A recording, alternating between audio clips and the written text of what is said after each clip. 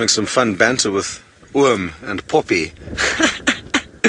I think they're great names. I think is better suited to Tristan than Poppy is suited to Taylor. Taylor definitely has larger elements of Poppy in her, but she's not a purebred Poppy. She's like, I would say, like 80 or 90% Poppy and then 10% safari chic. But Tristan's 100% He's like an old man. Only kidding. But I like Tristan. I think it should stick. Taylor's telling me to now be careful because I'm going to now get dragged into it. But I think I'm standing up for Taylor more than at least Tristan was. But I'm happy for any names to be thrown my direction. Taylor, go for it. Think about it. Come up with a good one. I'm looking forward to it. Tristan, you're also welcome to get involved, of course. I'm interested to see what they come up. My nickname at junior school was Spud Potato, because I was quite potato-like in shape. But that faded off and around just as I went to high school. That's the only real nickname I've had.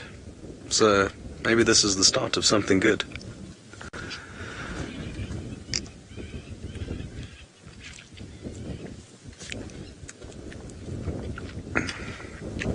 Are these lapwings going to come in and dive bomb them? No.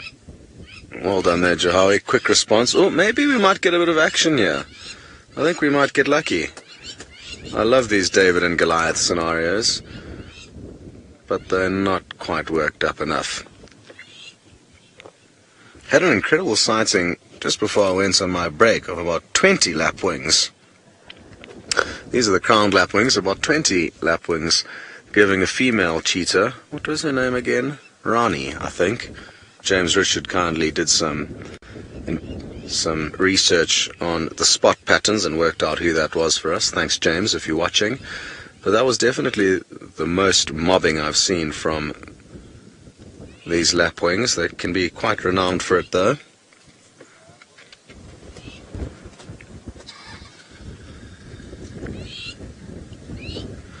So for those of you who weren't on the Sunrise Safari, one of the questions that was asked was what would be the one thing that I would love to show you guys before I head back to South Africa in 2 weeks' time. And that would be these guys coming across any cheetah, be it a male or a female. I did specify female, though. It would be nice to see these guys getting lucky. And it would also be very interesting to see how they go about not sharing, but cheetahs sometimes do share ladies. With coalitions of two, you can get some really interesting sightings where the male who's currently mating will get squeezed out by the male who climbs in between the mating couple and then gets on top of the female himself. And it's kind of impossible for the male who's on top to prevent that happening because of the leverage of the whole situation. And I'm hoping that we do get lucky. We haven't had one other sighting with these guys and any other cheetah. I fear if they come across a single male, that guy could be in trouble. Hi, Silver Wolf. You would like to know if cheetahs sleep as much as lions, and yes, I think it's fair to say that all the big cats sleep roughly the same amount of time every day. About 16 to 20 hours would be the average, and as far as I can tell, yeah, lion, leopard and cheetah are all in the same lazy boat. They don't do a whole bunch for many hours of many days, which makes our lives tricky. It would be interesting to know how many hours of my life I've spent watching sleeping cats as opposed to watching mobile cats and get a ratio of the two. It would be more sleeping than active by a long way. Although now with the flexibility of being able to be out after dark and having some really slick night vision equipment, we can go about following and filming animals effectively without interfering, which has been what has prevented us from doing it in the past few years. And as technology gets better, we will be able to follow these animals more closely, which is something that I am looking forward to. Good. Well, I hope you've enjoyed being on the vehicle with me, Scott, boring name, no fun names like Tristan and Taylor, but you are going back off to the Yes, you are. You're back with me. And Scotty, don't worry, you're not going to escape the naming process. I'm busy puzzling and thinking of a absolute winner for you. I was thinking something along the lines of Scotty GQ Dyson, after Scott once posed for a magazine. He was in a magazine as a model for a safari guide, and he even unbuttoned one of his top buttons and showed a bit of chest. It was all quite steamy, apparently, according to the ladies. That's what they told me. So I don't know if Scotty remembers it. I distinctly remember at Singita we had a board with all the rangers kind of photos and random things on, and there was a cutout of Scotty's magazine shoot where he was standing there in his aviator sunglasses, his cap, rifle in hand, shirt buttoned down, golden light. And like I say, many of the ladies told me that this is a steamy photo from Scotty Dyson. So maybe we can call him Scotty Steamy Dyson. I don't know. We'll have to think of another one for him. I'll try and keep thinking of them as I drive along, because, well, we're having no such luck with animals, really. We're trying to find stuff. It's quiet. It's still very hot, though. I think it's going to be a situation where things are only going to get going a little bit later, and so no signs for the cheetahs yet. I believe their tracks, funny enough, are going westwards, which is odd. I didn't think they would go that direction, and they're going towards sort of Hardecool Camp, and from there, if they turn south, they'll pop out somewhere around sort of Gallagher Shortcut, Aubrey's, maybe even Sandy Patch, Sydney's Dam area. So the guys are still busy looking around, and they're going to let me know if the tracks do turn more towards the southern boundary. If they do, well, then we'll head back in that direction and try and just have a little look around on the boundary itself. But definitely no tracks coming south just yet from the section that I've checked. I didn't check as far west as that because I didn't think they would go that far, but you never know. Maybe they're going to cut through and end up being on Sandy Patch or Impala Plains or Quarantine. Wouldn't that be nice if we had cheetah on Quarantine? Wonder when the last time there was a cheetah on Quarantine. It's actually a very good question. I don't think I've ever heard of cheetah being on Quarantine in the last sort of 2 years. So maybe a little bit longer than that there might have been one. I'm not sure if Brent or Scott maybe saw one in the early days around that area. So what I've decided is, while that's all kind of happening and the cheetah are hopefully moving southwards and towards our boundary, I thought I'll just check cheetah cutline for now. I just wanted to bumble along this area. We know there was a leopard seen this morning crossing into Djuma. It was crossing kind of south towards cheetah cutline, and it was heading in a sort of northeasterly direction from Djuma towards cheetah cutline. So it's going to be worth just checking around here and having a little look and just making sure. Now what's this?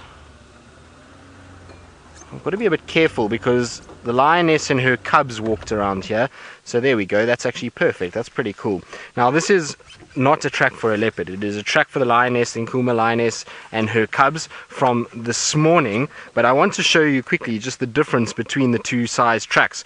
Now, if we have a look over here, I'm going to circle that one for you.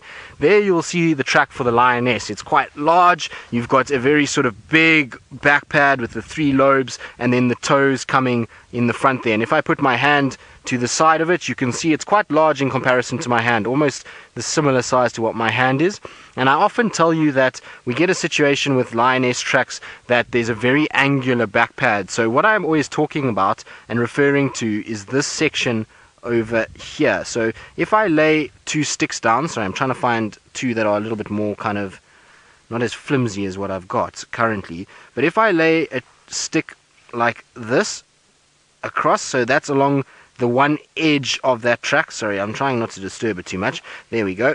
And then I lay another stick on the other contour of the track. You see what I end up getting? I get this massive cross. If I were to do this with a male lion track, I wouldn't have this situation. It would be far more rounded, and if I followed the contour, I would get pulled back in rather than being pushed out and the cross then forming on the edge. And that's how you can do male and female. Also, the toes of the female lion that you see here are much closer to the pad. So there's the top of her pad where my pinky is, and then you can see a toe almost cutting the top of that pad. A male lion, his toes would probably be about here, quite far away from the front of that pad. Now, if we look at the cubs in comparison to what we're seeing, which is over here, this is a little cub track. This is very soft sand, so their feet are even looking a lot bigger. And I put my hand there, you can see that the cubs track is much, much, much smaller than the mom's track. So they've got a long way to go until they're able to be of the same size. Now this looks like the little male cub, and I was saying to you this morning, well, I was telling you now about the circle. So if I take this little piece of stick and I just draw along the line, you see how I get pulled back and then into the thing, and it makes a little circle. The same on this side, round and in. So that looks like the little male. The little female would have far more angular tracks like what the adult female has over there. So super cool to see. It's not tracks that we see very often of little cubs, and it's really nice to actually spend time looking at them. The thing about this is, if the track that we see on the right, which is the female, adult female, that's on nice hard ground, so it's very defined. This softer track of the cubs is in very soft sand, so it's actually quite big. It's much bigger than what it really is. If we had them walking on the on the harder section, you'd find that track would even be smaller than what you're seeing there. But it's still very cool to see, and something we don't get to see that often. Right, let's try and head a little further to the south and see if there isn't any sign of these leopard tracks that we're looking for. It's a pity she crossed all the way over. It would have been really nice had she decided to actually stick around in our area for the day, and we could have had the little ones this afternoon. I would imagine that those poor little ones must have walked for quite some time to get to where the rest of the pride is, and so they must be sleeping so soundly now in the shade somewhere, wherever that may be, and having a really good nap. Right, now it sounds like PJ Poppy Powers McCurdy has decided to get some vengeance, and well, she's gotten a piece of paper out, she's done some artwork, and well, who knows what's about to come my way, but I'm sure it will be pretty entertaining. Oh, sorry, we lost comms there for a minute, but I think I am live. Right, yes, I'm ready for payback. Tristan? Yeah, this is happening. Not that one, don't worry about that. This is Tristan. Tristan's a cleaning agency.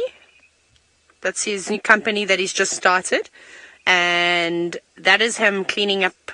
He's very good. He's very handy. Ali must be very impressed to have a man that knows how to clean very well. And you can see there he's saying, "Hey, Alex, where are you?" You'll have to ask him about who's Alex. But there he is, beard and all, crazy hair.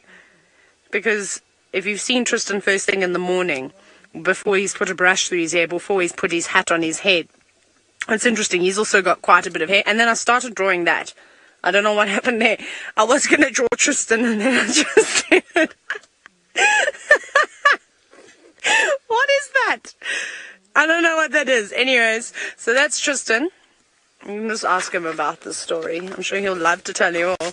Anyways, so also, we haven't found our lines yet, but they were pointing at us. Actually, let's drive.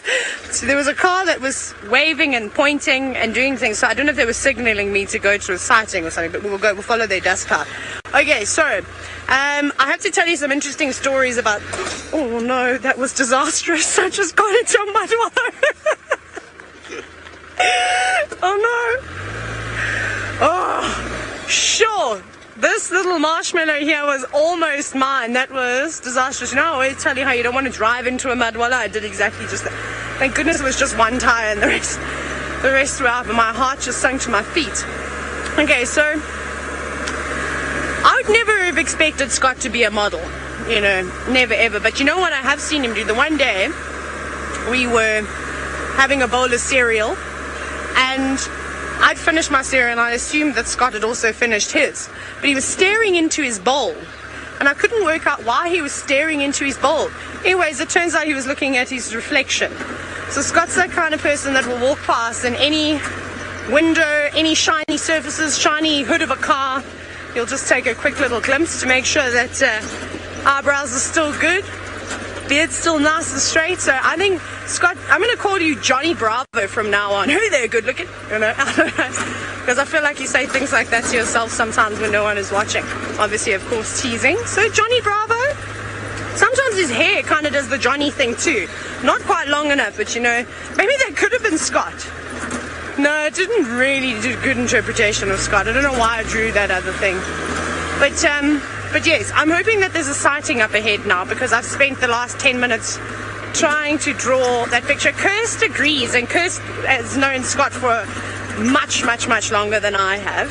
So Johnny Bravo could be a good thing. He doesn't quite wear leopard print, though. That seems to be Brent's thing. Brent enjoys wearing leopard print. For what reason, I have absolutely no idea. Right. Thank you very much, Darby. Sorry, there was serious comms break up there. Okay, I'm going to keep driving and following this other car. I think they were signaling me to go somewhere. Let's jump back on board with Tristan's cleaning agency.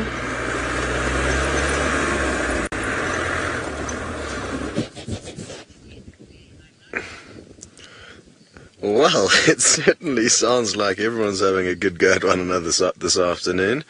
Thanks, Taylor, for all your kind words and stories for our viewers. I'm sure you guys enjoyed Taylor's tales with Taylor, the poppy. So, I wonder if Tristan ever found that picture. I'm not sure if he did. It would be funny if he did, because it was quite an interesting picture, I will admit. It was an Italian magazine, I think, if I remember correctly. This lioness, on another subject, is not mating, because if she was, there'd be a male within meters of her. I'll be highly surprised if there is a male lying under one of these bushes. So she's here all on her lonesome, just relaxing, and who knows where the rest of her pride is, or how her pride is made up. We haven't spent much time with the lions on the side of the reserve. When we've been across here, we have just been focusing on the cheetah, but she certainly looks like she's in good health, a prime specimen. Now, as much as I'd like to be a team player and provide you the photo that Tristan was talking about, I'm surprised Tristan even remembered that photo exists. It was taken about 8 years ago, possibly, and we've got no Wi-Fi where we are, and I'm actually not sure if I ever uploaded that picture onto the Book of the Face, so I cannot look for it on there, but I'm guessing that's the only place where it may be. If I do find it, I will share it, because it'll be very funny. I used to wear aviators back in the day.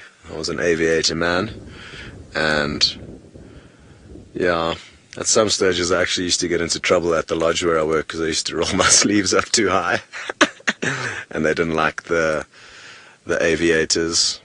I also used to wear leather gaiters. Gaiters, for those of you who don't know, are those small little kind of flaps that you put around your ankle to cover up your sock and your shoelaces so they don't get covered in burrs while you're on bushwalk. I used to have a very steamy leather pair. The general manager wasn't very impressed with me waltzing around in my leather gaiters, aviators, and my sleeves rolled up to my shoulders. But that was back in my youth. Now, I'm guessing she's going to let off a yawn for us. So if you're a fan of the screenshot, be ready, because my money is on her yawning imminently. And then possibly going for a stroll. Come on, give us a yawn. No, maybe later. To give you an idea of possible prey that would cause an interesting scenario this evening, there's a fair amount of wildebeest, zebra and topi just behind her. She's closer to them than the cheetah are, but the cheetah can definitely see them from where they are. And if they get lured towards them, she's going to keep a very beady eye on them, and it'll be very interesting to see what unfolds if and when they do get lured towards this possible prey. I think this is the closest herd of antelope or animals to the cheetah at the moment. But for now, both the lion and the cheetah are snoozing, so we'll have to sit tight and be patient. Sadly, there's not very many reflective surfaces here, otherwise I could be checking my hair in the meantime while I wait. Hello, Joy. You would like to know female cheetah form coalitions, and no, they don't ordinarily.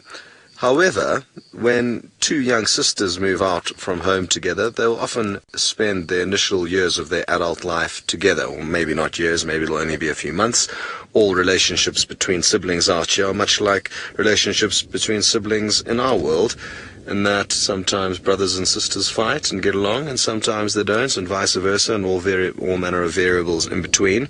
There are two sisters at the moment that have been away from their mother for, I'm guessing, about 4 or 5 months now, and they are still sticking together, and it'll be interesting to see how long they do stick together for. So, no, they don't. Adult cheetah will not be seen, or female cheetah will not be seen in coalitions together. What would be interesting to see is if these two sisters that are spending a lot of time together do meet up in the future, what kind of a relationship they have. I mean, female cheetah are also quite different to male cheetah in that they aren't territorial. They just have home ranges where they wander around, and they may have a place where they like to hang out, but they don't actually scent mark, which is very different to male cheetah, who do form coalitions, and even if they're individuals, they will scent mark.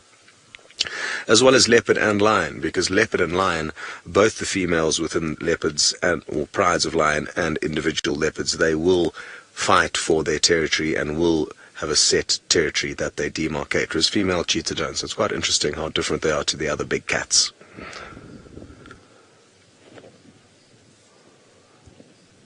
I was just looking up at the moon there, hoping we could show it to you, but I don't think we're going to have an angle. The roof's going to be in the way. It's probably going to be full in about 2 or 3 more sleeps. And we are actually thinking of possibly spending the whole night out tomorrow. Jahawi, you haven't spent a night out, have you? No, Jahawi hasn't spent a night out yet, so that'll be a cool experience for him. And it'll just mean we wake up ready to go in our workplace as opposed to having to commute. So we may do that tomorrow, sleep up on the roof, which would be something I haven't done for a while, and something I'm actually looking forward to trying, because there have been some slight modifications on the roof since I last slept on it, and now the mattress is pre-wedged in there, so you just have to jump on and it's ready to go, whereas before we had to throw a mattress on top and climb onto it, which was fine unless it was windy, because then it can be blown off. What are these birds here? This looks interesting. This is going to be tricky. Oof. This is going to be very tricky. What are you guys? They landed. One of them did. Hopefully the other one will land in a better spot.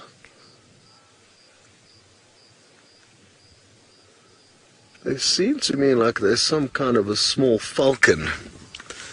But I'm going to have to page through my book to get a better idea. I don't think I've ever laid my eyes on such a bird. So I've got some homework to do. I hope you guys got a decent view. I'd like your help and thoughts as to what you think those birds were. Like I said, my guess is a falcon. They were quite characteristic in that they had a very flecked breast and then white below that. Shoo, I'm so rusty with my birds at the moment, truth be told. Don't even know how the bird book works anymore. Okay. Give me a moment, please, while I get my thoughts together.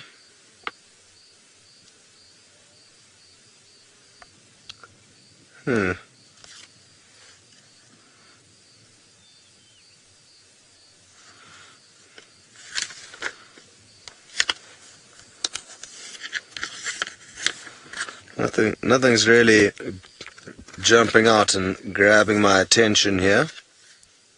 Who knows, maybe it's an Eleonora's falcon. But none of them seem to quite match up to the visual I've had. Anyway, I'm going to continue to page through my book and try and work out who's who and what just flew past us, and we are going to send you back to the old Tristan. I wish you good luck. It is quite frustrating when you see a bird and you just can't get the picture right when you look through the book and you just can't idea it. It is a frustrating process. So hopefully you will win and you will get what you are looking for, and hopefully things will all be good. Now I'm down where we had, well, where somebody else saw the leopard and crossing, and I've just checked around again. I can't find any more tracks other than the one from this morning that goes into a horrible thicket sort of northwards. Now I've checked everywhere else, I've driven through there, I've looked around, can't find anything. She might be lying in a really tough spot where it's difficult to see her and I'm just driving past her, I don't know, or she might have continued way away, and there's a lot of places where she could have crossed both Leadwood and Mamba that are very hard, and she could be very far from here. So we're just going to go down towards Chitwa Dam instead.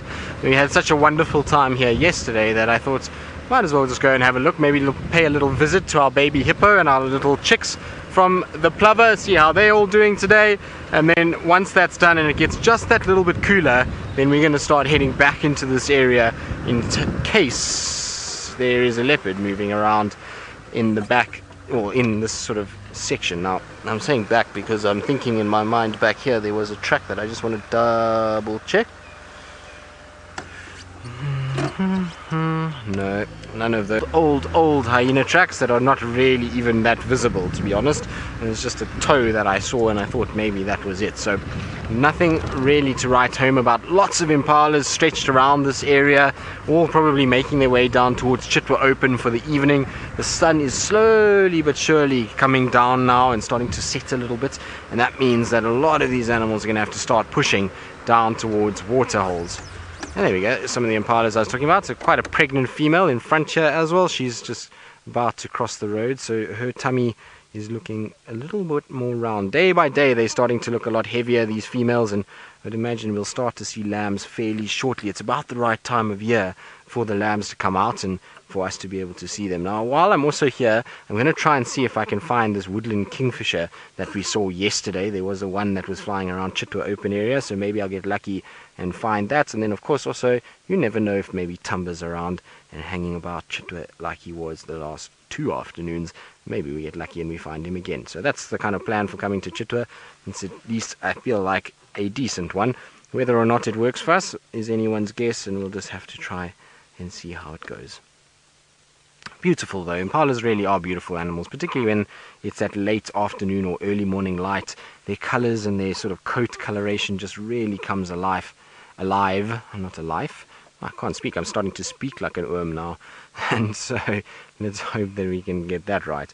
But they really do come alive, and it's almost, they get prettier as the sun starts to set and as you start to get this kind of golden coloration coming out.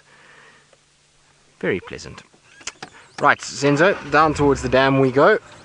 We're going to try and see what else is lurking. I feel like the dam's a good place. It would be so nice if there were some elephants around. It's been such good conditions for swimming, and I would have loved to have seen some ellies swimming over the last few days. It's always the best thing when you find ellies that are near a waterhole and they're in and all you can see is their trunk and they play and they splash. That's the best part about summer, and hopefully we are going to see our ellies coming back into this area. It's really been quite thin with ellies over the last few weeks and even months. The last 2 months have been a little on the quiet side elephant wise, but I'm sure it will change. It always happens. We go through these kind of phases where elephants are not here and then they're everywhere and then they're gone again and then they come back, and it's kind of the way things go. You've just got to take it with a bit of a pinch of salt basically and try and work it out.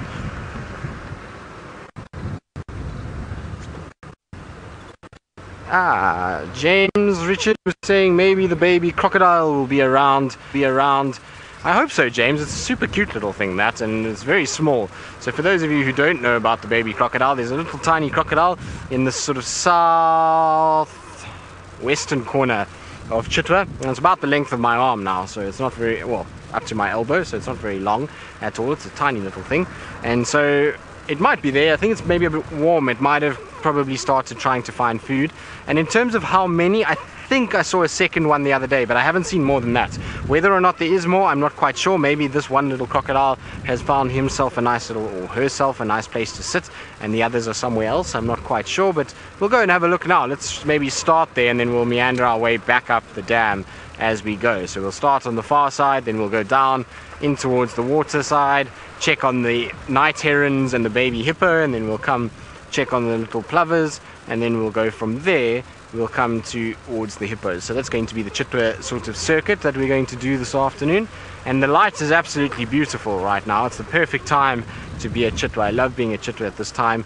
It is really quite wonderful. It's got this golden tinge and color to it, and it is the perfect time to be here to film all kinds of wonderful things that Chitwa has to offer.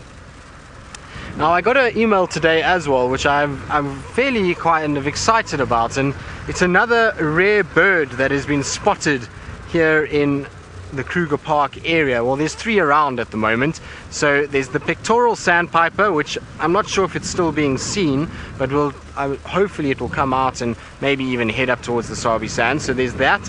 Then there is what's called a Egyptian vulture, which I've addressed a few times. It was seen again yesterday and this morning, not too far north of us. And then there's a third bird, which is only the third record ever of this bird in South Africa, that was seen just south of Skukuza in the Kruger National Park. Now that bird is called a rosy starling. Now rosy starlings are interesting birds. I'll show you now what they look like. It's not supposed to occur here at all, but apparently it was seen and a photograph was taken, so really quite cool. It appears though that our crocodile isn't here, our little baby croc. Let's just scan around. Oh, there it is. I think, is it? Can't see. Is it a stick or a crocodile? You see on where the fallen over tree is, Senzo, on the right of the fallen over tree on the bank itself, looks like a little baby crocodile. I think it's a baby crocodile. Its camouflage is incredibly good, so I'm not 100% sure if we'll be right or not. When Senzo zooms in, I'll be able to see a little bit better. So at the edge of the fallen over tree on the bank itself, no, come this way, closer, the tree closest to us. Yep, that one right close there, and then to the right of that, there we go. Yes, there we go. There's our little baby crocodile. So I can see one. Is there another one behind it? Just go back a little bit. Just come out a little bit for me, Senzo. Is there another one there behind it? Looks like it. Looks like 2. Am I right? Yes, there is another one at the back. On the back right is another crocodile, and I think there might be even another one. So I can see 1, 2, 3 at least. Am I right? Yes, 3. So 3 little baby crocs, James, that I can see. Maybe there's some more spread around here. You might find some of them still in the thickets under the little trees, but how cool is that? So there's our little baby crocodile family, and you can see they're already practicing a gula flutter, the one in front. It's got its little mouth open and is busy watching and looking and trying to just cool down a little bit. And they already know that they need to try and spend time out in the sun to warm up and get their body nice and kind of active, to be able to hunt little insects and frogs and small fish, and to be able to then start growing to become the monsters like their mother Vlad. Now of course Vlad was named a boy's name even though she is a girl, and I wonder where Vlad is and why Vlad is not spending any time in this general area. But how cool is that? So I thought there was only 2, but it seems as though 3 that I can see. I'm just looking around the bank in case there's maybe some more of them, but it seems like just the 3. Now, they're not the only baby animals at Chitwa Dam at the moment. There is also another little family very close by, and they're a bit bigger. They're probably a little older than these little crocodile ones, because those crocs would have been born probably around October time, and it's an Egyptian geese family. There you see the little chicks. So those chicks are really quite big. I would say they must be now probably 3 or 4 months old, and look at their little wings and their bums wagging. See, I got their technique down pat yesterday. Maybe they learnt it from me when I stood on Chitwa Dam wall and wiggled my giraffe tail when I was wearing my giraffe onesies, because those ducks looked like they had the same technique as what I had. So little goslings, if you want to call them that, and then crocodiles as well, and a buffalo weaver that's busy building its nest in front of the little goslings at the moment. So this is why Chitwa Dam is just the most incredible place. It's really a wonderful area to spend time, and at this time of the year is absolutely amazing, because there's just so much that happens at this time of the year. You've got lots of young animals around, from the chicks of birds to these baby crocodiles. Generally crocodiles will nest in sort of June, July, August, and they have their little ones by October. So those when I reckon those little crocs were born. And then we've got the little plovers, we've got a baby hippo. So we've got all kinds of things that are around. Sometimes you'll even see things like baby waterbuck here. Soon there'll be impala lambs, baby kudu, baby nyala. So it's a wonderful, wonderful, wonderful place to come late in the afternoon. I find there is a lot that goes on here, and it's a place that I can spend a lot of time, that's for sure. Philip, you're asking typically how large are clutches of croc eggs. Now, Philip, I can't actually remember, to be honest with you, the exact number, but I feel like somewhere between 20 and 30. I'll have to double check and see, but I think it's somewhere in that range. I could be completely wrong. It's been a while since I've read up on crocodile nesting, and it's because we seldom see it here. It's really something that is very, very seldom kind of shown to us or we witness, and so I literally am drawing a blank, but I think it's somewhere in that general vicinity. Let me maybe try and check in a book that I've got somewhere here, and maybe I'll be able to find. Look at it walking. How cute is that? And it's got the perfect place to stay. In amongst those little sticks, will keep away some of the airborne predators. You'll also find that they'll be able to hide away from catfish in there and all kinds of other horrible, nasty things that might go after them. Now, I'm just trying to see if I can find in a book what the size of eggs is. And while I kind of do that, let's rather just quickly have a look at the bird I was talking about just now, because I said I'd show you a photo or a picture. So this is the bird that is causing a bit of a stir in the birding world. So it's called a rose-colored starling, and it was in its breeding colors. So it was a male bird in its breeding colors, bright pink tummy, pink shoulder, black kind of purple wings and iridescence on the head. And like I say, this would be only the third recorded sighting in the sub-region and the first recorded sighting in South Africa. So it's a very special bird, and so we need to keep an eye out for that bad boy in this section, because maybe, just maybe, we'll get lucky. Now, I wonder if the other two little crocodiles might start making their way. If we've had one that's gone into the water, I wonder if maybe the other two might start making their way that side. It seems as though they're still sticking around and staying there. I think what we're going to do is stay here for a little bit longer. I'm going to watch the little crocs, see what they get up to and whether they go towards the water or not. And while we do that, I believe Taylor Mac, who is still was actually gone a bit quiet now. She's not nearly as bubbly as she was earlier, which is very, very, very sort of seldom that happens. And I wonder if maybe that eye is starting to hurt, because we haven't heard anything about the eye the whole afternoon. Oh, so funny, Tristan. I'm never quiet, ever. Guess what? Lions were at Lion Island. Can you believe it? We just drove round and round. Look at this. It's beautiful. So they're up there, and I'm going to stop here because there's a couple of things that I want to show you. The view that the Sausage Tree Pride have, or the area that the Sausage Tree Pride have chosen for their territory. They've got that little hill over there, the escarpment in the background. They can watch the sunset if they want to. As well, you can see it's not really setting at the moment, but it's pretty. It's turning pink, isn't it? They've got frogs. They've got the most gorgeous view possible. And then, look at the lagoon that they've got here too. Look at this. Remember how I said I would like to build my house here? I stand firm. The only thing is, the last time we came here, it wasn't filled with water. It was actually quite dry and quite empty. And there's lots of frogs. Right, let's go a bit closer. Let's get a nice spot, and then we'll listen to the frogs in a minute. I've been searching and searching and searching for them for the last few days, and they've probably just been sitting in here. No, little ones, don't run away now. Or they're climbing over the top of it. Oh, who's ready for more silhouetted lions? I sure am. That's cool. And, oh, sorry. I took my foot off the clutch pretty quickly, and Darby almost smacked his face on his own camera. But this would be very pretty if these youngsters would come towards the edge, and I'm not going to say anything more because the sounds are just too incredible. Oops, no, we're going very quickly back across to Johnny Bravo. Are you on it? Hello, everyone. These cheetah have just changed direction. They've spotted a young topi. It'll come into view shortly. A topi and its mother. There they go.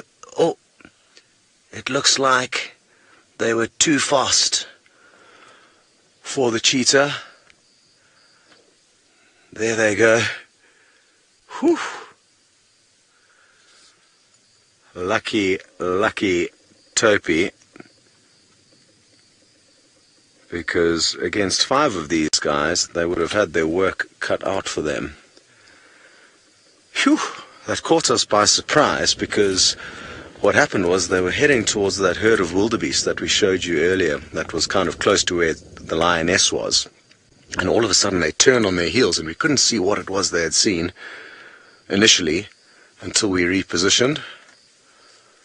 That was really interesting. I really thought that young topi had not much of a chance, but it goes to show that they are born very, very ready to be able to escape even the fastest animal on the planet.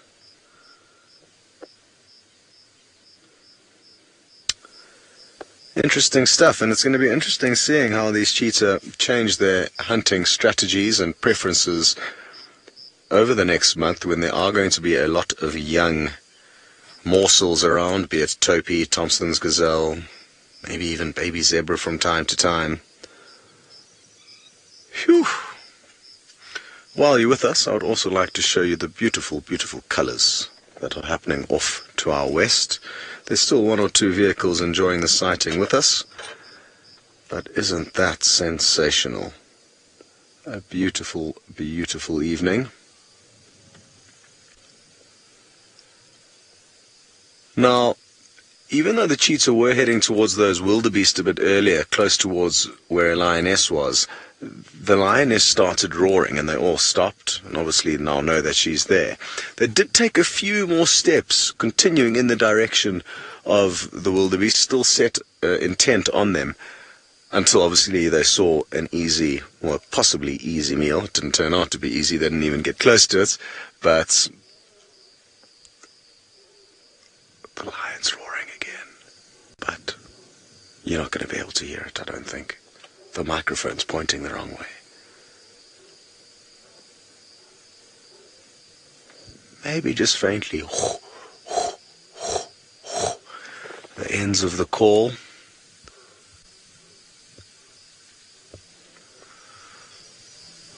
Wonderful. Let's get a little bit closer to the cheetah and see what their next moves are.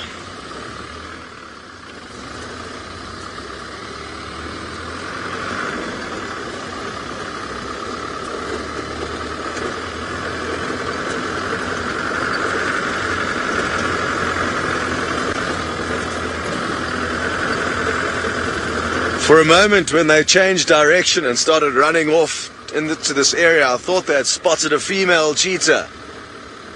I just had this feeling. But, alas, we are not going to be so lucky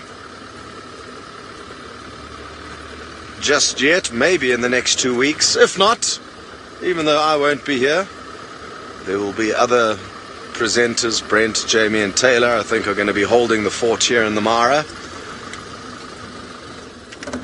for the next few months. Good. Now, I'm guessing we are going to have to switch over to infrared technology shortly. Oh no, it's actually looking good.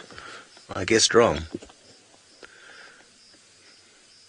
Now I can see them displaying this playful but boisterous behavior in which they'll be establishing who is biggest, strongest, and therefore the king of the coalition. How incredible are all these white flowers that they're moving through. It's definitely the most I've seen. They've come and gone, these flowers. I'm told they're actually parasites, and they latch their roots onto the roots of the grass to help them grow. Quite clever, if you're asking me. Tapping into a more established source. Beautiful.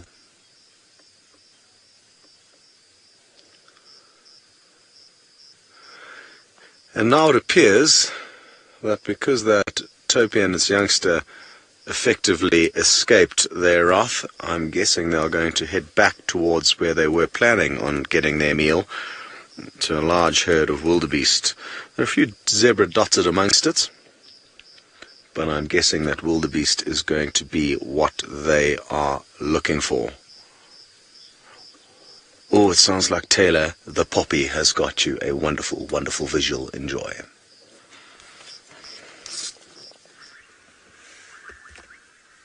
It's beautiful silhouetted grass. Very nice, Darby.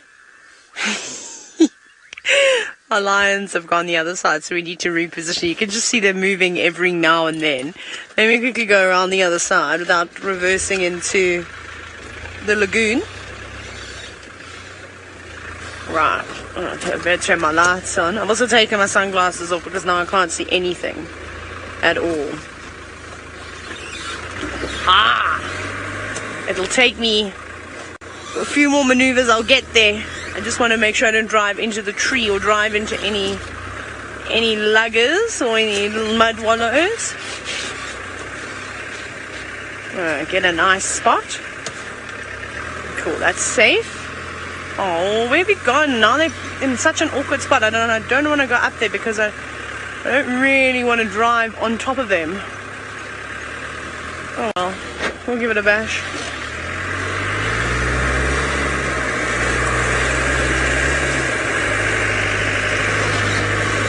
Make sure the adults aren't lying here. Hi, naughties. Where's the rest of your friends? We're going to go into infrared now. Sorry, I'm just quickly checking here because I can't see the rest of the pride. And there were more of them. And it's just the two over here. But we're going to change colour now. There we go. I'm so confused. Did we not see more lions? We did. Hey, Darby. I thought so too. I thought it was the entire pride. I'm just looking for my spotlight quickly. Unless they've got up and moved away, which is also possible because we were sitting down below them. I wasn't really watching. Well, I wasn't watching. Sorry, I'm just fighting with my spotlight. Please, I apologize for all the sounds that you may hear. Why are you stuck there? Okay, got it out. That's interesting. Pretty sure I saw adult lions here and I saw 4 cubs. I've now got, there's just 2 cubs. I can't see any more laying down in the grass. They could be laying down in the grass. It's very tall grass here, so they would completely vanish, but that is bizarre. We're not having much luck with the cats today, are we? At least the 2 of you have stuck around. Thank you very much. It's so sweet of all of you to do that. But it is the young... It's not... I'm absolutely flabbergasted. I can't believe it. I cannot believe that they've escaped from us. These look like the 2 older cubs. They don't look like the 2 young ones. I'm confused. That's what I am. I'm just going to lean back and look down here and see if I've maybe missed them. No ways. Surely not.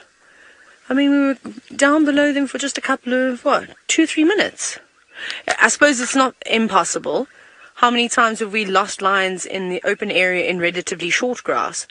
You put the rain covers down, you put them back up, and as if you weren't following anything around, like you just made it up in your head. So that does happen. I'm not worried, though. They've been left here for a reason. So I don't think there's anything to worry about at all. They look fairly relaxed. They've been told to stay, and staying is what they do, which is unusual because the Sausage Tree Pride cubs, or the smaller group, they're not particularly good listeners. They want to be avid hunters, which is pretty cool as well, to be able to see lions that are so sort of keen and wanting to learn and wanting to be in on the action all the time rather than just having everything handed to them, which they are entitled to at this age. It's nice that they show that initiative, though. Now, if you have just joined us and you're wondering why your screen is in a different color, this is in infrared now. In black and white. It's actually quite cool. It comes out on a sort of saturated green color on my side, and then it gets changed by the director, who is Ginger Snap. This afternoon she changes it and she turns it into black and white, and she just lessens the saturation. And it's nice that we don't have to put any lights on any animals. Oh, actually it wasn't Cursed. I take it back. It wasn't Ginger Snap. It was Faith, who's from our side, from the Mara side. And if we didn't have these lights, we wouldn't be viewing these cubs right now. This would be called a negative sighting after sunset. Cubs younger than... Normally it's about 6 months. Most places are about 6 months, but, the later the better. So we typically say around a year. We don't spotlight young cubs, which is perfect. I'm quite all for that. That, Taylor, is fantastic English. Your teachers would be so proud. No, I don't know what's going on with me. And now these little ones are just going to sleep listening to the sound of the frogs. Oh, let's very quickly go across to Tristan. Well, look what we found. We came to see the baby hippo, and there's a leopard sitting watching the baby hippo. It's up on the tree. I don't know who it is. I think it's Kuchava. Maybe not. Maybe it's Tamba. I can't see nicely. All I've seen is the tail. And who are you? Is it Hosana? Oh, hello, boy. It is you. So, Hosana, trust him to be messing around with baby hippos. Boy, you can't do that with baby hippos. No, hippos are not for you yet. You are too small to be playing around with a baby hippo. But there we go. He's going to come and drink. Now, I'm just going to try and get in front of him so that we can get his kind of face as he's drinking. He should be absolutely beautiful when he kind of gets around the side. But that's amazing. So from one boy to another, Tumbo was here a few days ago, and now, well, we've got our other little male that's also been around. So the boys are absolutely spoiling us these days. We're getting the most ridiculous sightings of both of them, and he has found himself the perfect place to have a little drink. He's still itching like crazy though, which is a bit of a kind of thing. Every time I see him, I see he's kind of itching. You see, look how he's watching that baby hippo. He's just checking it out just to see what's going to go on. Like I say, you can't eat that. Is it Hosana? Yes, it is Hosana. Looks like him. So I don't know what he's doing up the tree looking at that baby hippo. He's got no chance whatsoever. With Mom around, he's going to have a really tough time of it. Now the baby hippo obviously doesn't probably realize what danger it's in at all. Now Hosana also probably thinks that this is something he can go after. It's small, but he probably has never crossed a female hippo when she's upset and trying to protect her calf. The thing is, for us, this is not ideal, because if she comes charging out, we don't really have anywhere to go either, and she'll just turn her attention on whatever she feels is threatening her. So I'm hoping that we're not going to get a situation where she's going to chase after us. Shame boy, are you scratching a lot? Doesn't look comfortable. Every time I've seen him in the last month, he's been scratching.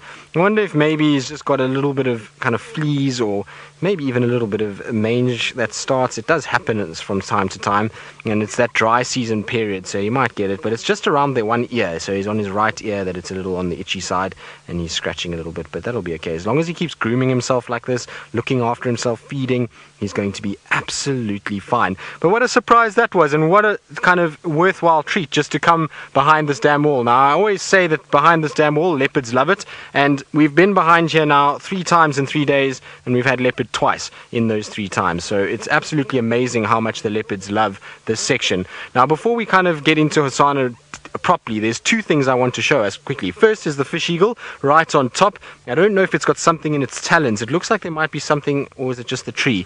No, it's just the tree, but it looks really beautiful in that golden light. So it's watching the leopard's watching the baby hippo. So it's just a whole bunch of things all together here.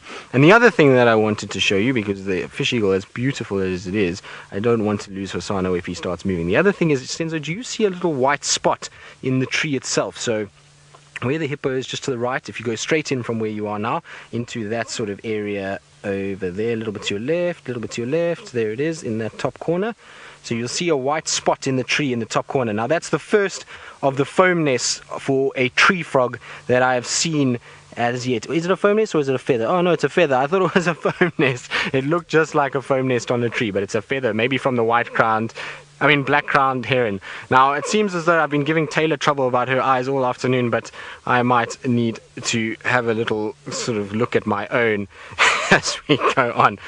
In all fairness, it's all too exciting for me. I'm too excited to really look properly, and I thought it might be a foam nest, and I was hoping it would be a foam nest, but it seems not to be. So Hosana's just taking it easy. He's just watching the little baby hippo. Baby hippo is playing with Mom and is not really too worried about what's going on. I suppose I wouldn't be worried too if I had a 2-ton Mom with big teeth that was going to protect me from anything that came this way. So I don't think Hosana's got any chance whatsoever. Now who are you chasing? You can't chase the Egyptian geese as well. That's ridiculous. You must...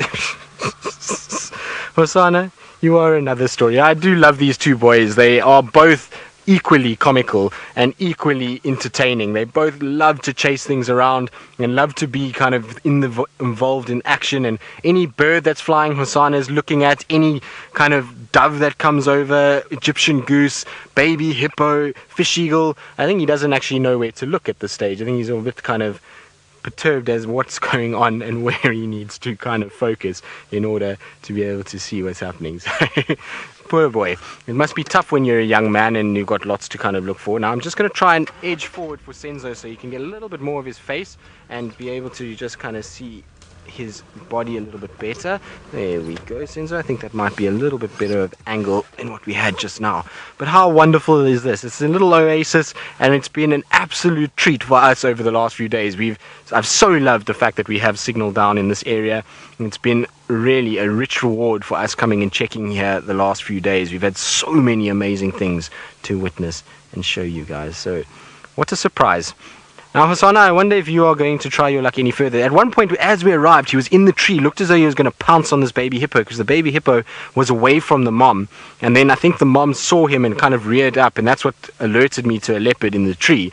And that's maybe why he's now come back down. It looked like he might pounce on top of this little baby, but I think now he's realized, no, with mom being here, there's no chance for me to be able to do that. But I'm so excited that we managed to find him. It's really cool. So I believe the baby hippo has now been affectionately named Boo, because it was found on Halloween, which I quite like. I think that's a great name for our hippo. Hopefully it's not going to be a big male, because Boo the big male will not be the best. Now, I suppose actually it's not too bad, particularly if he's a grumpy male. I think it will actually be okay if he's a grumpy guy. But we'll have to kind of watch as we go along. We'll have to find some way of IDing Boo. We'll have to find some sort of marking or pattern or something that gives it away as to what actually how we can identify Boo in the future when he's in the Chitwa Dam with all the others. That we'll be able to know it's him. It's amazing. It's just flopping about and just playing around with mom, and every time it moves around, Hosana watches and kind of looks. Right, we're not going to go anywhere. Well, why would you when we've got leopard, fish eagle and baby hippos all together? So while we kind of sit here and enjoy the sighting and enjoy the oasis that is behind Chitwa Dam Wall, let's go across to Taylor McCurdy, who seems to be having an absolutely wonderful afternoon, and I'm flabbergasted to hear that she has lion cubs. Got our baby lions, so it was a very exciting scene. The other little lions were just laying flat in the grass, and then they jumped up at the excitement of seeing the adults. So I don't know where they've come from, but have a little listen to the way that these cubs are suckling.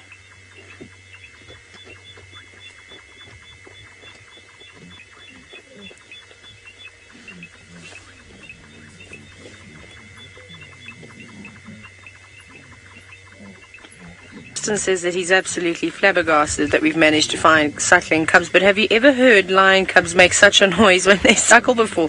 Those are hungry. No, she's...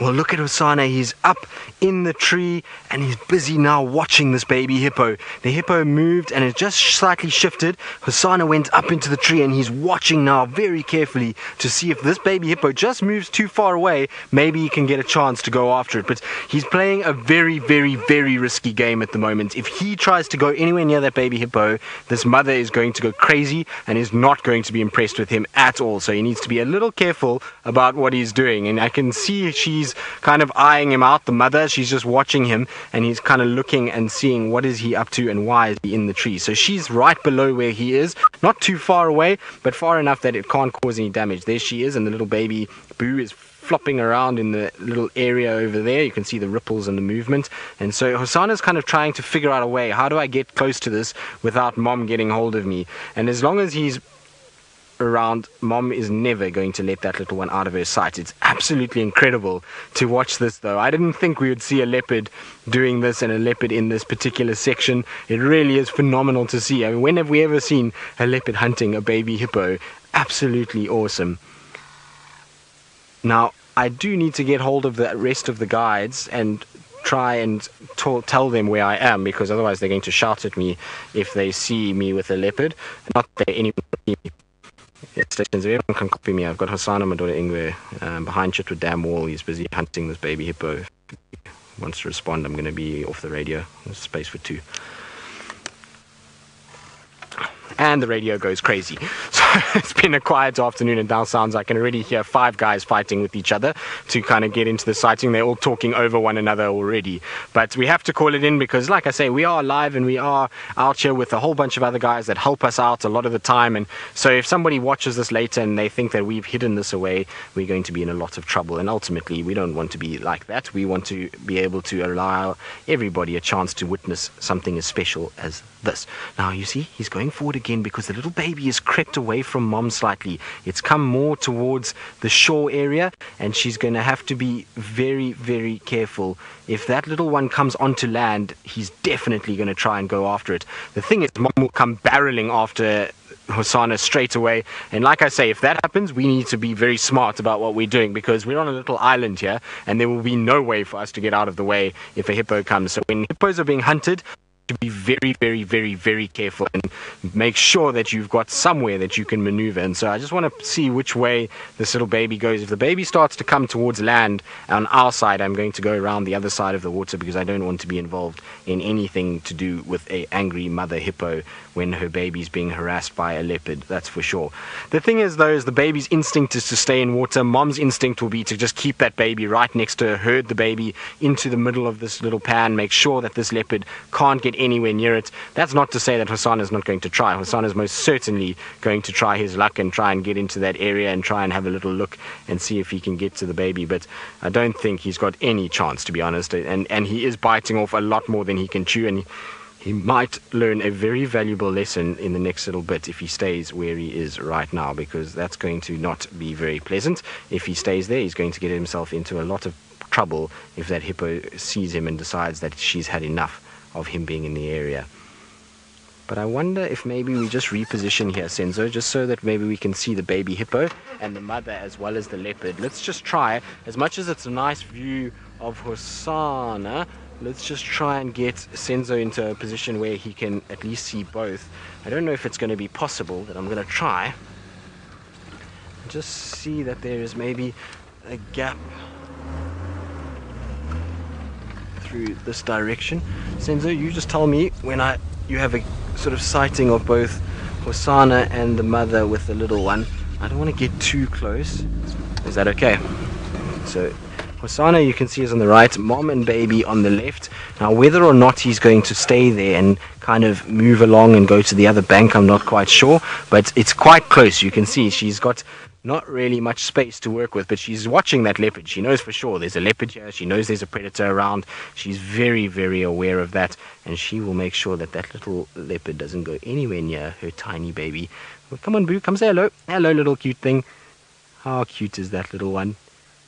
That's so, so sweet. You can see it's quite brave. It's coming to say hello. Are you coming to check what's going on? Look how small it is in comparison to the head of that adult hippo. It is absolutely tiny. Look at the neck sizes between the two. I reckon if you put that hippo sort of 3 in a row, it would be the same thickness as its mom's neck. Oh, a little bouncing around, ears all over the show. And it's no wonder that Hosana is having a look.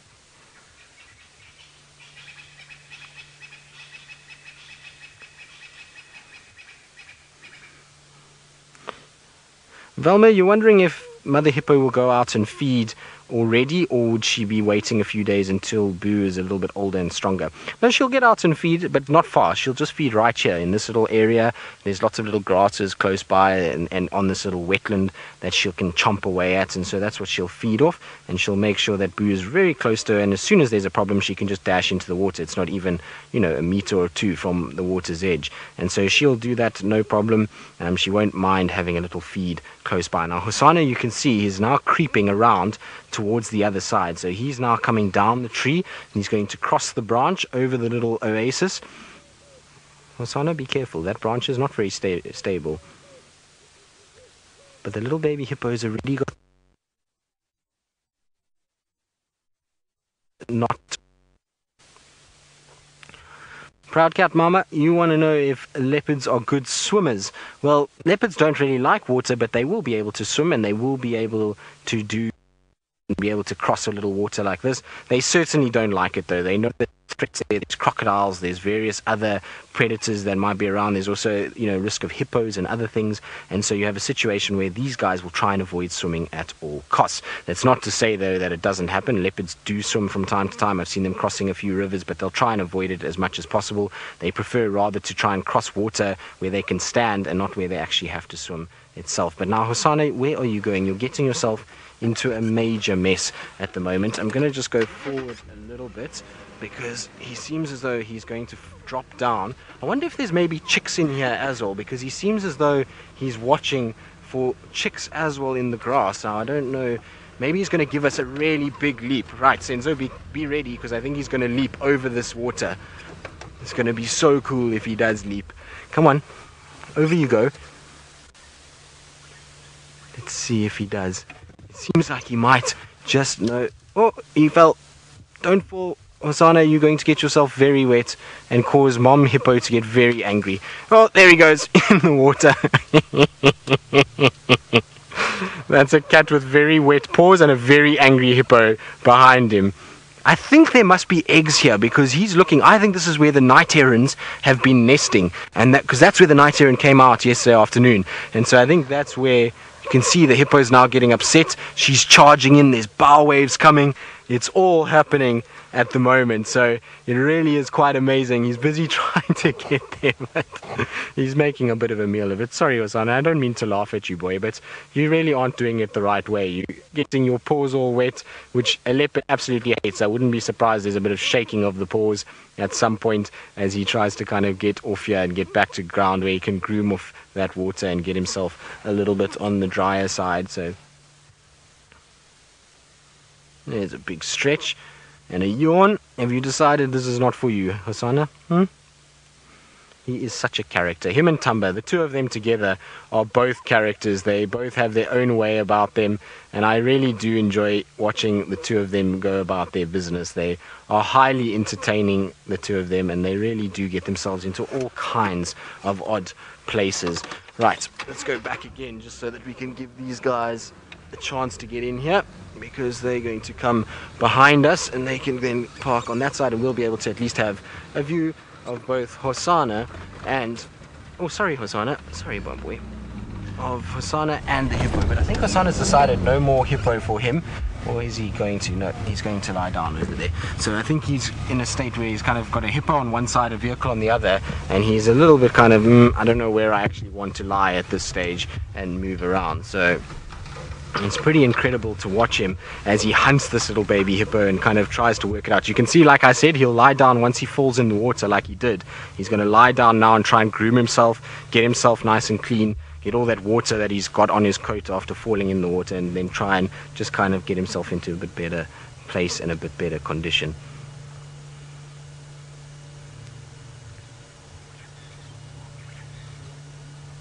Right, well, we've got one spotty cat down here in South Africa who is a little bit wet and is just going to get himself into better condition and clean himself up a little bit. But Scotty D, all the way in the Masai Mara, is still with his spotty cats, albeit a lot sleeker and a lot more slim than Hosana. And I believe that those little spotted cats are starting to get going and starting to move around, and potentially they're going to carry on the hunting for the evening.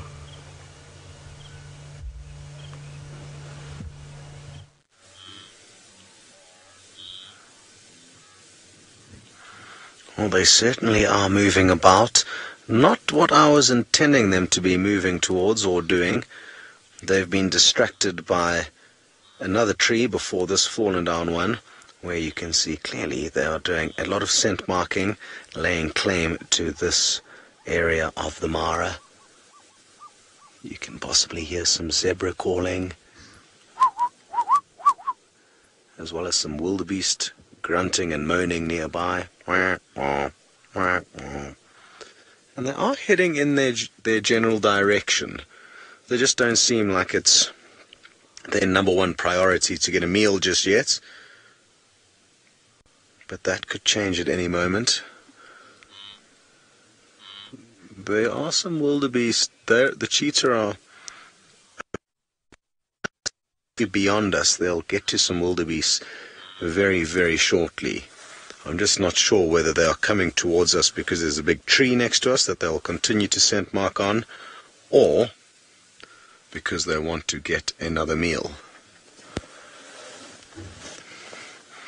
I'm guessing that it could be the tree that it's interested in, judging by their previous behavior this evening. You'll just pick up the wildebeest now, their eyes glinting and glowing in the distance. There we go. And what is the cheetah going to do? Yeah, it's veered off towards the tree.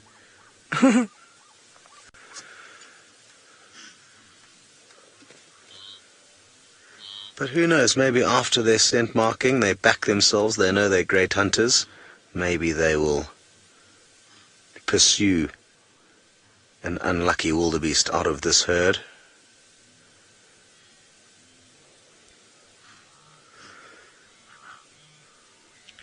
It seems like the wildebeest have seen them, judging by their behavior, the fact that they're walking towards the cheetah. Let me just reposition the vehicle again.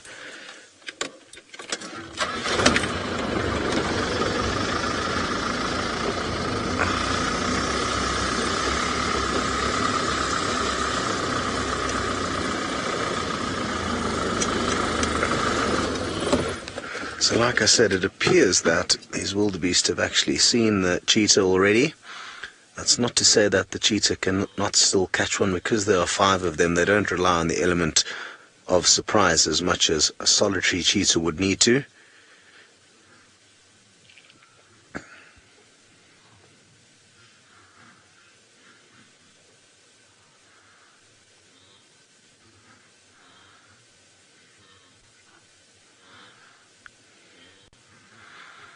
Now, I haven't seen them attack zebra before. They have caught one before with Brent. But these all look a little bit big for the cheetah, in my opinion. And as you can see, the cheetah are simply not very interested in getting a meal this evening.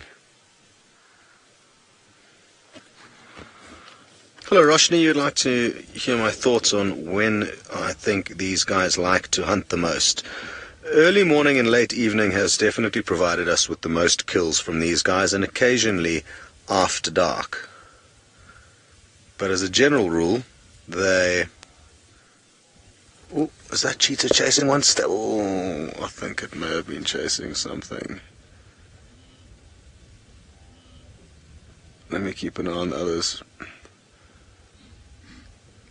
We're battling with this camera because it doesn't have much of a range on it, which makes it tricky because we don't want to interfere in any way, and that's why it's often better to hang back a bit, hence us missing that cheetah and whatever it was chasing.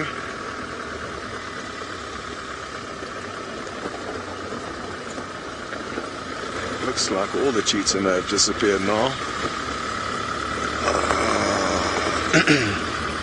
I think what we're going to do is actually just head home and leave them be, because like I said, with this camera in this open clearing, we are not going to be able to effectively film them without interfering.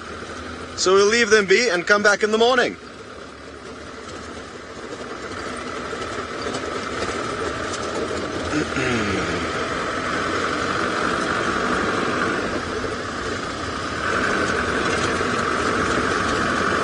Well, it was certainly very good to catch up with the musketeers again, and hopefully tomorrow morning will provide us with some more action from them. For now though, we're going to be sending you back to Oomtrist.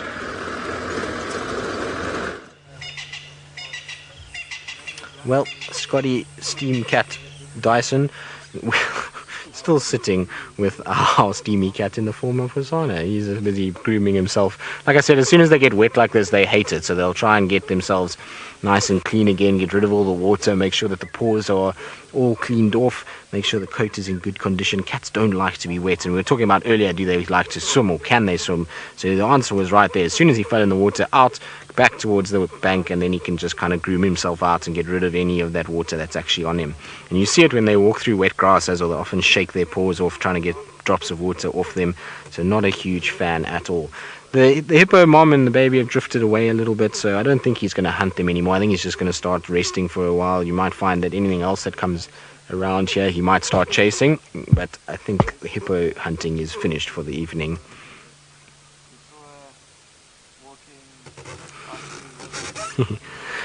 So Tula Ann, who's 5 years old, Tula Ann, don't worry. I promise that Hosana won't get hurt.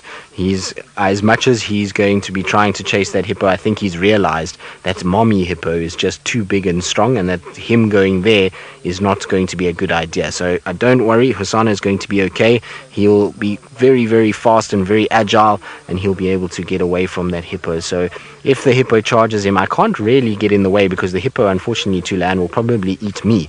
And I must be honest, I like to be alive and I like being out here, and hopefully you like to see me on the screen, because if I move, well, if I get in between them, I might not be able to be on the screen anymore and show you all these wonderful things. And Hosana, he's quick and fast. He'll be able to go up into a tree away from the hippo, so everything will be okay. Don't worry, Tula Ann, everything is fine. And I want to know, Tula Ann, how was your Halloween? Did you have fun, and how was your costumes? Did everyone like the fact that you were dressed as Hosana? Because I remember yesterday you were dressed as Hosana, and that your brother Tucker went as Tandi. So you need to tell me how it all went, and if everybody liked your costumes. I'm sure they did, and I'm sure you looked wonderful. So very good that you at least dressed up, and I'm glad that you dressed up as Leopard, and I'm glad that we can show you your favorite leopard. I think this is your favorite leopard, if I remember correctly, today. So, but look how he spreads his toes as well, just to get in between. I'm sure there's bits of algae and all kinds of nonsense that got in between his toes once he fell in, so just trying to get rid of all of that. But otherwise he looks great. He's looking in really good condition. What surprises me is just how he got here, because we've checked around the southern boundary a lot. We've tracked his tracks all around Mulawati, and he was seen a few nights ago, and no tracks then crossing south, but somehow he's managed to get to Chitwa without anybody really picking up on anything. He must have crossed in an area where there was really quite hard soil, and he's ended up now behind the dam wall. It's amazing though that it's been Tamba 2 days ago, Hosana now, and we've got a situation where we've got two male leopards vying for the same area all the time. It seems as though the two of them really are enjoying this particular section, and at some stage there's going to be some sort of competition. They keep following each other around though. We've had them together at Twin Dams, we've had them together in the Mulawati, they keep kind of being seen together on Little Gowrie, and now even at Chitwa they're kind of hanging around the same section. In fact, we've even seen them at Chitwa together. So at some point there's going to be a little altercation between the two of them, and they're going to have to set some boundaries. But wouldn't it be epic if they formed the first male coalition? That would be quite fun. I reckon the two of them would be absolute beasts and be the perfect two males to be a coalition. I think they would be wonderful together. Of course, it's not going to happen, but I was just saying, I think it would be a really cool thing to see. The nice thing for Hosana, though, where he is now, is that he's definitely going to have an opportunity to hunt quite a lot around Chitwa Dam. There's a lot that comes down here at night, particularly in this back section, a lot of nyala, bushbuck and kudu, and so he's going to have really good opportunities to hunt, and even things like Egyptian geese. So I hope also that he stays away from our little plovers and doesn't go towards them, because we don't want them to disappear. Right. Hosana, he's going to groom, he's going to carry on. Hopefully he'll settle down and not go after this little baby hippo once again. And so while we watch him grooming himself and checking out the hippo and hopefully moving on from this area, let's go back across to Taylor Mack, who I wonder where she's off to and what she's busy doing. I know she's had a lion-filled afternoon, and I wonder if there's any more treats for her on her way home. We've left our lions. The adults went very, very flat, and then the little ones are just sort of grooming each other very half-heartedly. They weren't looking like they were going to get up to too much, and there was also no prey around, barring the one reedbuck that was whistling. It was alarm calling, and it obviously spotted the lions. It was pretty impressive because it was quite far away, in fact. So we're just going to keep driving, and hopefully we're going to find a serval. This is serval country around here. They love living out in these grasslands. I suppose actually anything is possible. We're probably going to see some hippos.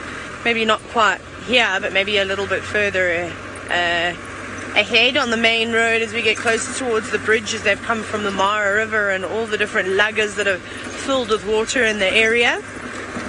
That's a possibility.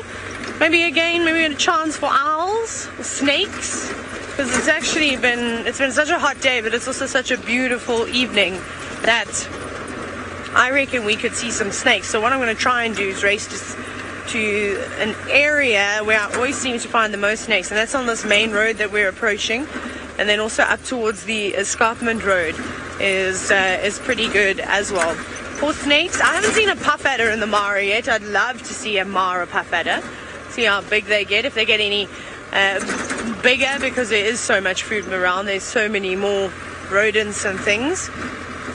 But I'm not sure what we're going to see. But how exciting, with Hosana falling in the water, trying to hunt a hippo. I mean, talk about being ridiculous, but entertaining, of course, as he always is.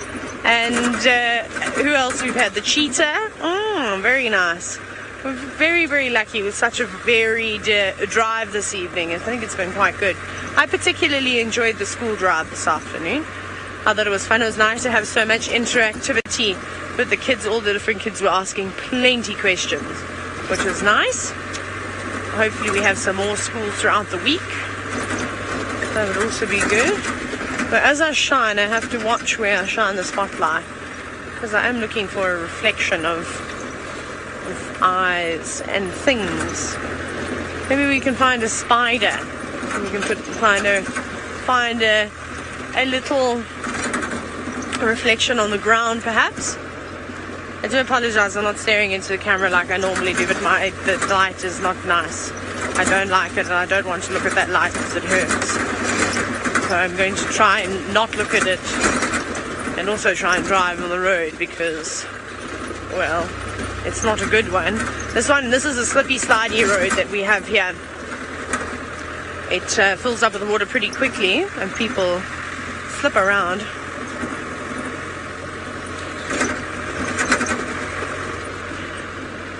Please can I have that again? I'm so sorry, Chris. I didn't get the name, the viewer's name that's saying things to me. There we go. Beard, you've said, what if the spotlight draws the bugs to my face? I'll be upset, I think. I will probably cry. I might do that. If another bug goes in my eye, I think I'm just going to burst into tears. Done. I've admitted defeat. Maybe that was close. Someone got my mouth. I don't care. You can all go in my mouth. Just leave my eyes alone. Please leave my eyes alone. You got my nose. I wouldn't care if you went up my nose tonight either. The spotlight is not great. I'm surrounded by lights. I'm going to probably get some more bugs in my eyes, and it's going to be so fantastic. I'm going to be filled with joy, as James always says. So we're going to try and avoid that.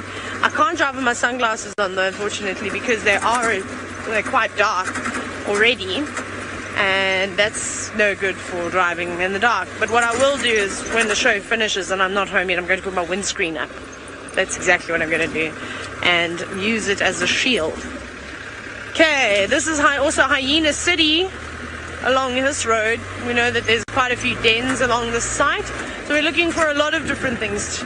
We're looking for snakes, owls, servals, and also hyena. Hopefully we'll find some, but first we're going to be blinded by another car's light. So let's go back across to Tristan, and I'm sure he's still got our spotted friend. I am indeed, Taylor. I'm still sitting with Hosana. There's a couple Nyala that have arrived, and so Hosana's just kind of looking around. I don't think he's too interested. It's a big Nyala bull that he's seen, so I don't think he's going to really stalk that. It's a bit out of his league, much like a hippopotamus is. So I think for now, it's going to be all about just waiting for other opportunities to arrive and for him to be able to see something a little smaller. At the end of the day, he's not thin, but he could do with a meal, and so I'm pretty sure he will try and chase something tonight. Scrub hares are obviously probably the easiest thing for him to go after, but he'll try duiker, baby nyalas, bushbuck, impalas, all of those kind of things would be on the menu. Even young waterbuck could be potentially a meal for Hosana. And there we go, he's scratching a little bit again. Now, I believe a lot of you are asking when the myth, the man, and the legend, Mr. James R.A. Hendry, is arriving back in Djuma and back in South Africa. Well, he'll be back with us on the 9th. So for all of you that are wondering where James is, he's going to be back at work on the 9th. Steph is the first one to arrive before James. He gets here on the 6th, and then James on the 9th, and then Scott, I think, is towards the end of the month in Djuma. So it's going to be a full house at Djuma. All the boys are going to be together, which it probably only means trouble, but I'm sure it will be entertaining and lots of fun. Senzo, why are you laughing? Eh? Senzo is laughing at me. He thinks that James, Scott, and myself and Steph are trouble together, but I don't know so much. I'm the innocent one. I try to keep all the others in line and make sure that they don't get out of hand. And Kirsty, you agree with Senzo. Kirsty, you're supposed to be on our side. You're supposed to be on the presenter's side, not on Senzo's side. It's not Camops versus Camops and FC versus presenters is not fair. I feel like Team FC. Oh, really? Okay, fair enough. I suppose we've all got to be in our own team, but I think it'll be fun. I definitely think it's going to be a lot of entertaining days when Scott and James and Steph are here. And I must be honest, I'm looking forward to seeing all three of them back in this area because, well, they're all a wealth of knowledge. They're all really good guys and can learn a lot from them. So working alongside them is always a fun thing, and we always have a good time. And James and Scott are highly entertaining characters. They both make me laugh quite a bit. So I hope that they will be back soon and we'll have some epic times together, and that the sightings will continue when James gets here. Now, I'm going to try and reverse back and try and see if I can keep up with Hosana and not crash into the car in front of me, because that won't be ideal. We don't want to be crashing at all.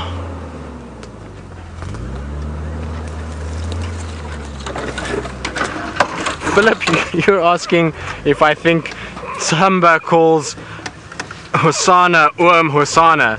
Well, I think probably I would say that he calls him and I would think that you probably find that he calls Tandi Tani. So Tani is an Afrikaans word for auntie, so I'm sure he calls it Tani Tandi and Hosana for Tamba. But of course, can you see him? Okay, so Senzo can see him. I can't see a thing.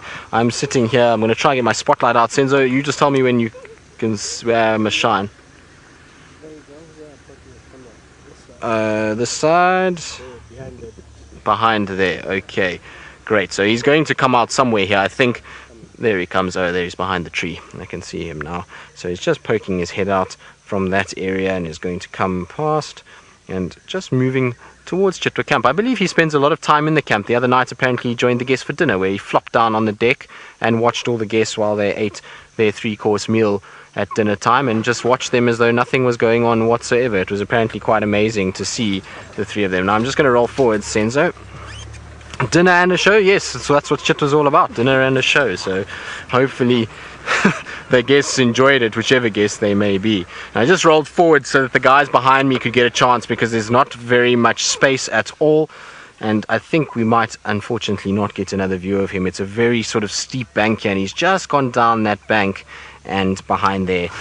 But it's been an epic afternoon. I've certainly had a lot of fun. I hope all of you have had fun too. It's been lots of banter between Scott, myself and Taylor, and in all seriousness, I really hope that Taylor's eye does get better. I know I make fun of her, but it's really, I do hope that it does get better. It's a horrible thing when you have an eye injury. So Taylor, I wish you well, and hopefully this evening your milk soaking efforts will work. But from Taylor, No Eyes McCurdy, Scott, this sort of model Dyson, myself and Senzo, we'll see you all tomorrow on the Sunrise Safari.